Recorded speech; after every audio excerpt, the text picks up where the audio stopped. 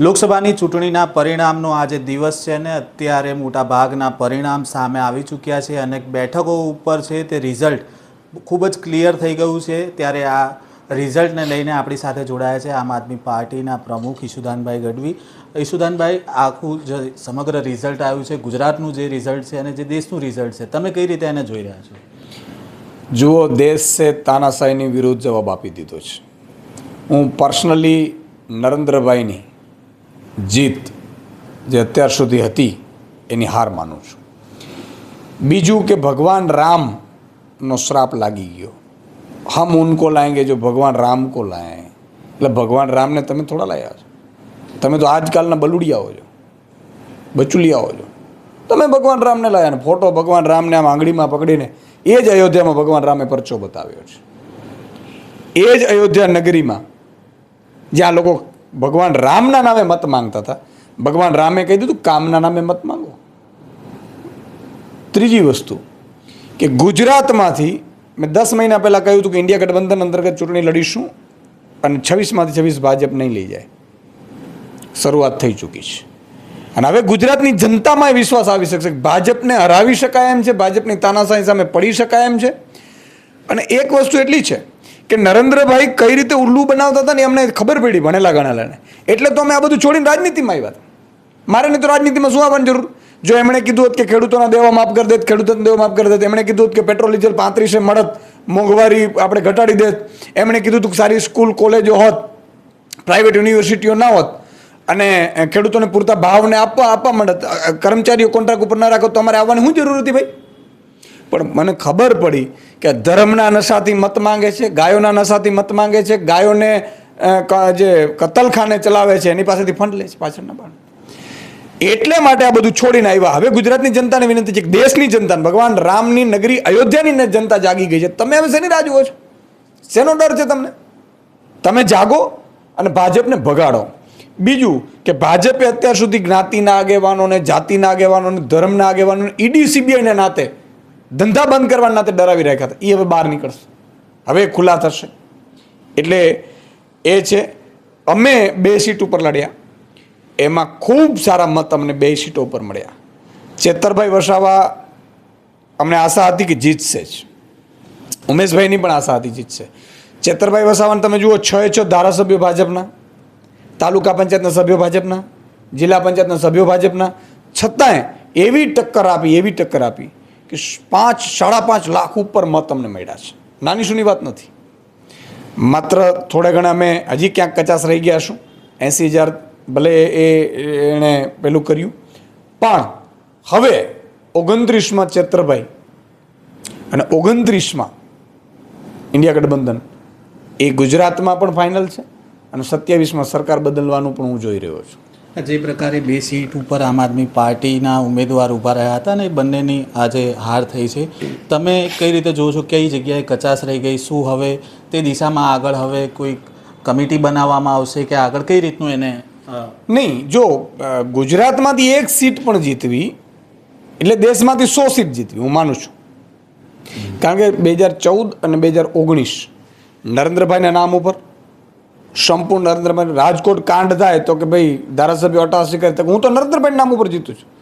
અમરેલીમાં સાંસદ બોલે કે 400 પેજ નહીં, હું અમરેલીમાંથી 500 પાર કરી દઈશ. બરાબર? એટલે હવે પ્રજાને ખબર પડશે કે નરેન્દ્રભાઈ પોતાના નામે મત માંગી અને પોતાના નામે મત માંગીને આપણે કેવા નમૂનાઓ ભૂટકાવી દે. મુખ્યમંત્રીઓ તેને ખબર જ ન હોય કઈ રીતે રાજ્ય ચલાવવું, ગૃહમંત્રીને ખબર ન હોય, મંત્રીઓને ખબર ન હોય, નાણામંત્રી છે ક્યાંય બજેટ કઈ રીતે પેલું કરે એને ખબર ન હોય. એટલે ઉદ્યોગપતિઓ આવીને લાભ લઈ જાય. એમ હવે નરેન્દ્રભાઈનું જાદુ પૂરો થઈ ગયો. પણ ઈશુદાનભાઈ, જે દિલ્હીમાં આજે જે રિઝલ્ટ આવ્યું છે, આમ આદમી પાર્ટી ખાતું નથી ખોલી શકી, તમે શું લાગી રહ્યું છે એ બાબત ઉપર? નહીં, અરવિંદજીને જેલમાં નાખવાથી આખું ઇન્ડિયા ગઠબંધન અત્યારે પહોંચ્યું છે ને, અરવિંદજીને જેલમાં નાખવાથી એક રોષ બંધારણને લઈને ઊભો થયો. સાથે સાથે અમારી જે સીટો હતી, અમારી એક સાંસદ હતો આમ આદમી પાર્ટી, અત્યારે 3 ગણા વધી ગયા છે. બરાબર છે? હજી રુઝાન ચાલુ છે. દિલ્હીમાં ઇન્ડિયા ગઠબંધનને, કારણ કે 2014 અને 19માં પણ સાથે ભાજપને ગઈ હતી, આ વખતે પણ રૂઝાન એવો છે કે ભાજપની જશે.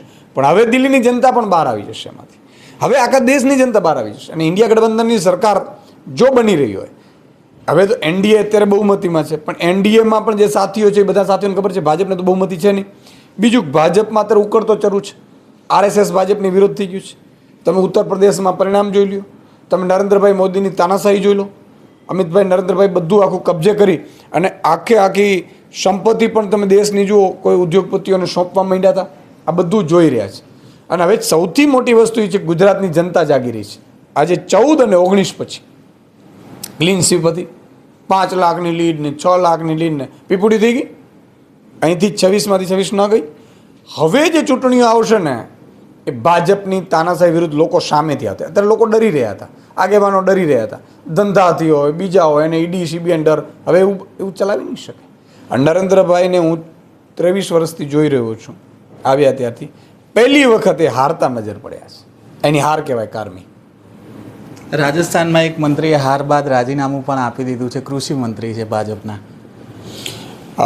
હું તો તમને એમ કહું છું કે જો એનડીએમાંથી કેટલાક ઘટકો તૂટ્યા, કારણ કે એ લોકો ઈડીના ડરથી હતા, ઈડીના અધિકારીઓમાં પણ અત્યારે ફફડાટ છે, તો ભાજપમાંથી જ આખી ભાજપ 4 મહિનામાં કડર ભૂસ થતા જોવા મળશે.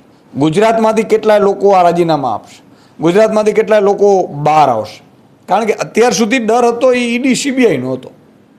એના કારણે, કારણ કે ભાજપ શું કરે, પહેલાં ખોટા ધંધા કરાવડાવે, એના પછી વિડીયો રેકોર્ડિંગને ફાઇલ તૈયાર કરે, ઓડિયો રેકોર્ડિંગ.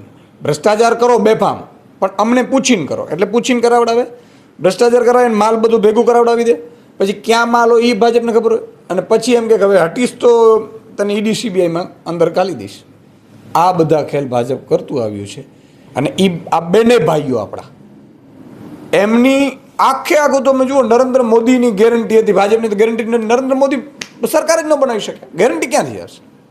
એટલે હવે એમનો કિલ્લો ધ્વસ્ત થયો, એટલે આખી ભાજપ ભારતમાં ધ્વસ્ત થઈ ગઈ, માની લો તમે. આખરી સવાલ ઈશુદાનભાઈ, ગઈકાલે આપણે જે પૂર્વ મુખ્યમંત્રી છે આપણે વિજય રૂપાણી, એમણે એવું કીધું હતું કે મંત્રીમંડળના વિસ્તરણની શક્યતા છે. તો શું પરિણામની રાહ જોવાઈ રહી હતી? હવે મંત્રીમંડળ નહીં, જો ભગવાનને હજી વધારે કંઈક કૃપા કરી દીધી ને ઇન્ડિયા ગઠબંધનની ત્યાં સરકાર બની ગઈ, તો મંત્રીઓને જેલમાં જવાનો પણ વખત આવી જશે. આ બધું છે ને, કારણ કે સંપત્તિ ત્યાં ભેગી કરી, એટલું બધું ખોટું કર્યું છે આ ચૂંટણીમાં. જો ઇલેક્શન કમિશન 50% પણ સારું વ્યવસ્થિત કરાવત ને તો આ દિવસો ન આવત. આજે 300 ઉપર ઇન્ડિયા ગઠબંધન હોત. તમે જો નીતિશ કુમારને ડરાવ્યા, તમે મહારાષ્ટ્રમાં સરકારો તોડી, અરવિંદજીને જેલમાં નાખ્યા, મનીષ સિસોદિયાજીને જેલમાં નાખ્યા, આખું તંત્ર બધું એક વેરણચરણ કરી નાખ્યું. પણ અલ્ટિમેટલી ઈશ્વર છે, ભગવાન છે, એ જોતો હોય છે. તાનાશાહી કોઈની નથી ચાલતી. ભગવાનથી મોટા માનવા માંડ્યા હતા, જગન્નાથ ભગવાનના શ્રાપ લાગ્યા કે આ જગન્નાથ ભગવાન મોદીના ભક્ત છે, હાલી હું નીકળ્યા છું, આ તો મારી સામે નથી, નહીં તો હું બે લાફા મારું, મારા ભગવાનનું અપમાન હું ન ચલાવી લઉં. એટલે આ હદે આ લોકો પહોંચી ગયા હતા. હું તો બાયોલોજીકલ તો ભગવાનનો અવતાર છું. થઈ ગયું ને, આવી ગયું ને. ઈશ્વર છે, ભગવાન છે, રામ છે. માતાજી સોનલમાનો ને કામયમાનો હું દીકરો છું, તો હું એમ ન કહી શકું કે હું કામયમાનો દીકરો છું એટલે મત આપો. માતાજી સૌના છે. મારે મારા કામના ઉપર મત માંગવા જોઈએ. હું ધાર્મિક સ્થળે જાઉં ને તો હું રાજનીતિની વાત ન કરી શકું. આ એથિક્સ છે. આ તો ભગવાન રામને કહા બામ કરો હમ લાએ હે હમ ઉनको લાએંગે. એટલે તમારી ઓકાત શું છે ભગવાન રામને લાવવાની? અયોધ્યામાંથી જ હાલતા થયો, બગાડી દીધા અયોધ્યામાંથી. અને ત્યાં રાષ્ટ્રપતિશ્રીને નહીં લઈ જવા, આ બધું લોકો જોઈ રહ્યા હતા. અને ઈશ્વરે પરચો બતાવ્યો છે. આશા રાખીએ કે ગુજરાતમાં પણ આ પરચો ઈશ્વર ભગવાન રામ, મને હવે વિશ્વાસ આવ્યો. અત્યાર સુધી બધાને એવું હતું ભાજપને હરાવી જ નથી શકાતી. ભાજપને હરાવી પણ શકાય એમ છે ને, ભાજપને તળિયામાં નાખી શકાય એમ છે ને, ભાજપના નેતાઓને ડબ્બામાં ભરાઈ શકાય એમ છે. એ સાબિત થઈ ગયું.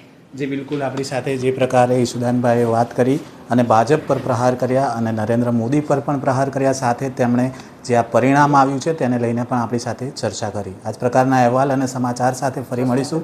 ત્યાં સુધી આ વિડીયોને લાઇક અને શેર કરવાનું ભૂલશો નહીં.